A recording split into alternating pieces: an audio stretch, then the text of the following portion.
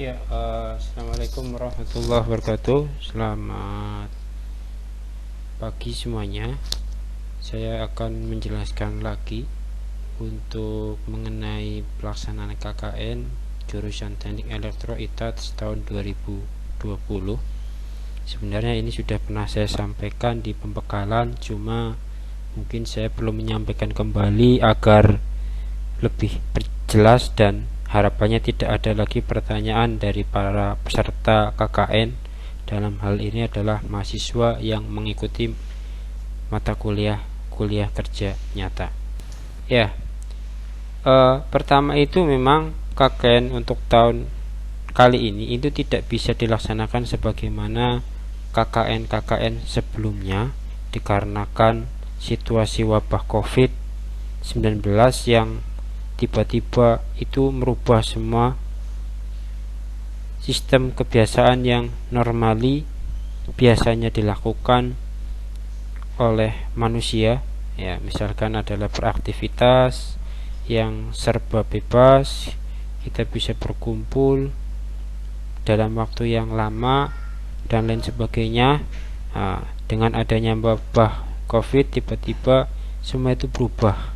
Yang sebelumnya kita bisa berkumpul bebas, rupanya itu tidak diperkenankan dikarenakan alasan kesehatan. Artinya untuk alasan kesehatan dan menghambat perkembangan virus COVID-19, maka diharuskan setiap orang itu untuk menjauhi kerumunan.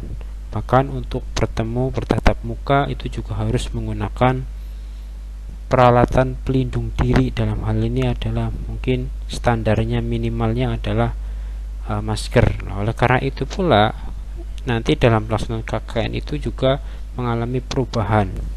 Ya, konsep KKN untuk tahun kali ini saya bagi menjadi dua. Yang pertama itu dinamakan sebagai KKN bentuknya mandiri. KKN mandiri ini akan diikuti dan harus diikuti oleh semua peserta secara mandiri di tempat tinggal masing-masing. Berarti ini berlaku untuk semua peserta tidak terkecuali. Ya, bentuknya apa? Bentuknya adalah melaksanakan sosialisasi pencegahan COVID-19. Dalam hal ini adalah dalam upaya kita mensosialisasikan kepada masyarakat agar mereka peduli terhadap penanganan COVID-19. Ya, minimal adalah di tempat tinggal masing-masing. Ya, itu secara konsepnya seperti itu untuk KKN mandiri. Berarti nanti objeknya adalah warga yang berada di tempat tinggal masing-masing. Nah, ini adalah konsep dari KKN mandiri.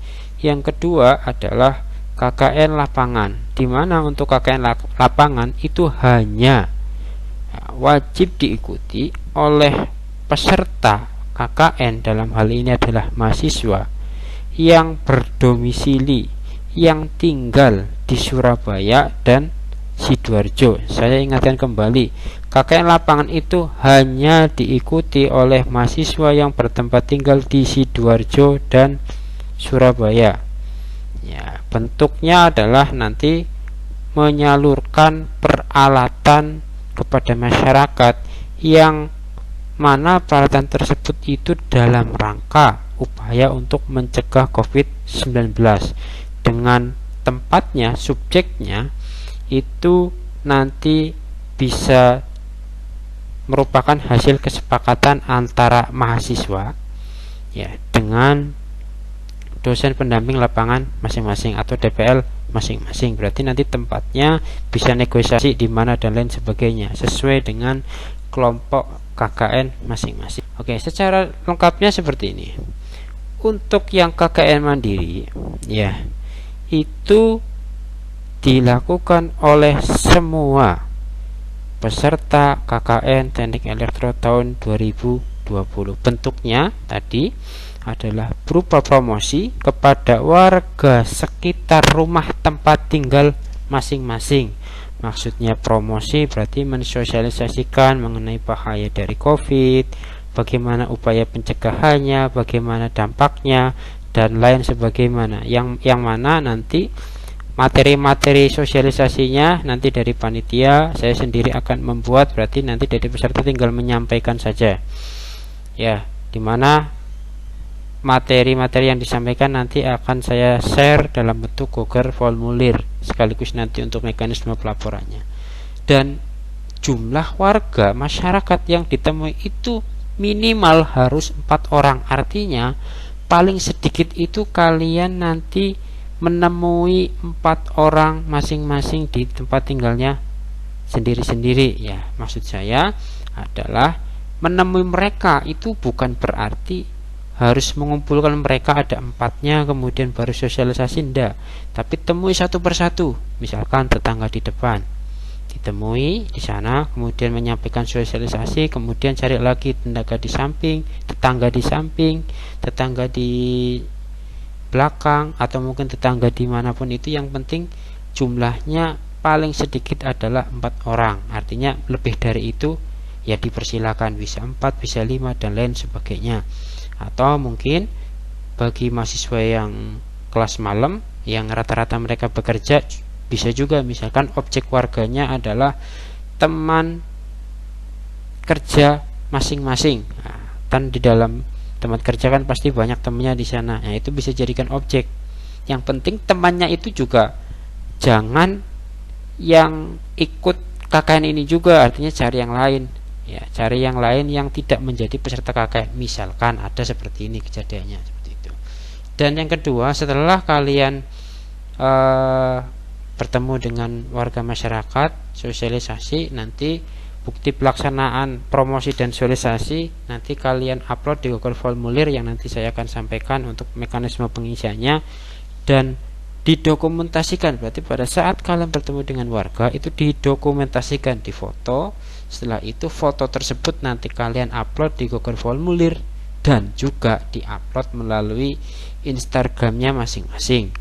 Ya, berarti nanti punya Instagram masing-masing kan, pasti kan punya IG masing-masing. Nah, kalian nanti upload, kemudian mention di akun IG-nya punya jurusan, yaitu @electroitats. Ya, selanjutnya setelah selesai kalian menemui minimal 4 orang tadi, selanjutnya adalah nanti kalian membuat laporan sederhana pelaksanaan kegiatan KKN mandiri. Berarti ini sifatnya adalah pelaporan sederhana, yang mana nanti mekanisme pelaporannya di dalam bimbingan dosen pembimbing lapangan masing-masing. Itu yang untuk KKN. Selanjutnya adalah untuk yang KKN lapangan, saya sampaikan kembali khusus untuk KKN yang lapangan ini khusus untuk peserta KKN atau mahasiswa yang punya tempat tinggal di Surabaya dan Sidoarjo. Mengapa kok saya seperti ini? Karena tidak memungkinkan kalau misalkan yang di luar dari domisili tersebut itu harus kembali ke Surabaya, apalagi dengan kondisi seperti ini. Sehingga untuk KKN lapangan itu hanya diberlakukan untuk mahasiswa yang tinggal di Surabaya dan Sidoarjo. Maksudnya itu bukan berarti yang berada di luar tersebut itu tidak mengikuti KKN, bukan, tetapi diwakilkan oleh peserta, dalam hal mahasiswa yang berdomisili di Sidoarjo dan Surabaya.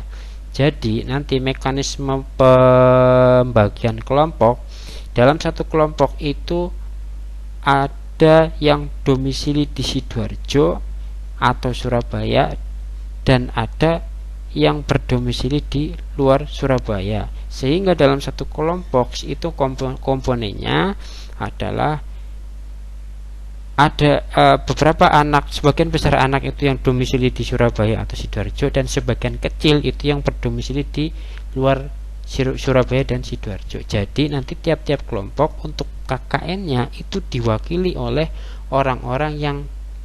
oleh mahasiswa yang tinggal di Surabaya dan Sidoarjo. Bentuknya apa? Bentuknya itu nanti menyalurkan beberapa peralatan yang dapat mendukung untuk pencegahan COVID-19. Nah, rencananya kita akan memberikan alat pencuci tangan yang otomatis kepada masyarakat itu. Kemudian pelaksanaan ini nanti akan diikuti oleh gabungan 2 atau 3 kelompok, sehingga nanti untuk kegiatan KKN lapangan itu hanya ada 6 kelompok. Berarti total kita itu ada 14 kelompok. Dari 14 itu kemudian digabung, ada yang 2 kelompok, ada yang 3 kelompok, sehingga nanti totalnya itu hanya ada 6 kelompok. 6 inilah nanti yang akan melaksanakan kegiatan KKN lapangan bersama. Tempat dan waktu itu nanti sesuai dengan kesepakatan antara dosen pembimbing lapangan dengan mahasiswa, seperti itu. Nah, untuk selanjutnya ya, untuk pelaksanaan di lapangan nanti dibekali dengan pelindung kesehatan, ada masker, ada hand sanitizer dan lain sebagainya.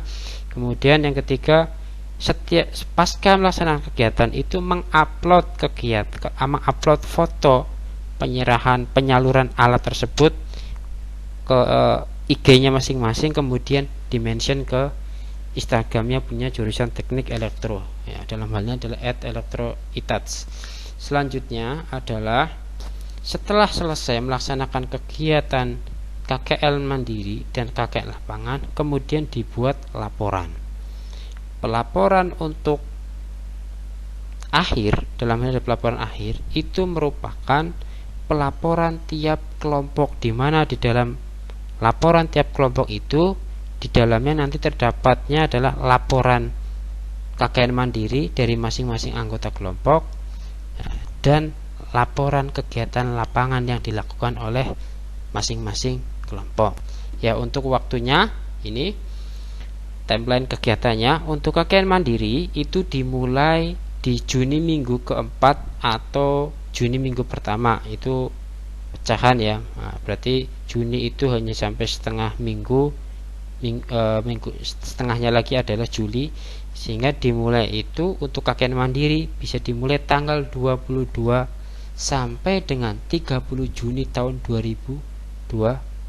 Berarti kegiatan yang saya katakan KKN mandiri berupa menemui minimal 4 orang tadi bisa dilaksanakan dari mulai tanggal 22 sampai dengan 30 Juni tahun 2020. Selanjutnya, setelah selesai melaksanakan kegiatan sosialisasi dengan menemui 4 orang, itu nanti membuat laporan pribadi. Ini sifatnya sederhana saja, artinya merupakan kompilasi atau rangkuman dari kegiatan melaksanakan sosialisasi yang menemui 4 orang tadi. Itu bisa dimulai dari mulai tanggal 22 Juli sampai batas akhirnya adalah 1 Juli tahun 2020. Mekanismenya nanti ada format yang saya berikan. Selanjutnya nanti kalian saya buatkan Google Classroom dan semua laporan nanti bisa diupload di sana. Selanjutnya, setelah selesai melaksanakan kegiatan KKN mandiri, akan dilakukan KKN lapangan. KKN lapangan akan dimulai dari tanggal 1 Juli tahun 2020 sampai 12 Juli. KKN lapangan ini dari rentang waktu itu nanti kalian pilih waktu yang terbaik itu mana berdasarkan kesepakatan dengan dosen pembimbing lapangan, termasuk adalah tempatnya. Ya, setelah itu nanti ada laporan kelompok. Maksudnya laporan kelompok ini adalah laporan kegiatan lapangan. Dan yang paling akhir itu nanti ada namanya laporan semua KKN, di mana laporan semua KKN itu merupakan laporan akhir dari masing-masing kelompok. Jadi misalkan tadi ada 14 kelompok, itu nanti ada 14 laporan. Formatnya nanti sudah ada saya buat, dan di dalam laporan kelompok itu mencakup kegiatan laporan mandiri dari masing-masing anggota kelompok dan laporan KKN lapangan yang dilakukan oleh perwakilan kelompok, yang dalam hal ini mahasiswa yang tinggal di Surabaya dan Sidoarjo. Ya, gitu ya. Berarti kira-kira itu ringkasan dari kegiatan KKN kali ini. Semoga nanti baik peserta KKN maupun panitia bisa menjalankan kegiatan ini dengan baik, dengan lancar, dan semoga nanti ini menjadi salah satu bagian dari kontribusi kita sebagai kaum akademisi untuk berupaya ya, dalam kontribusinya pencegahan COVID-19. Sampai di sini, sekian, terima kasih.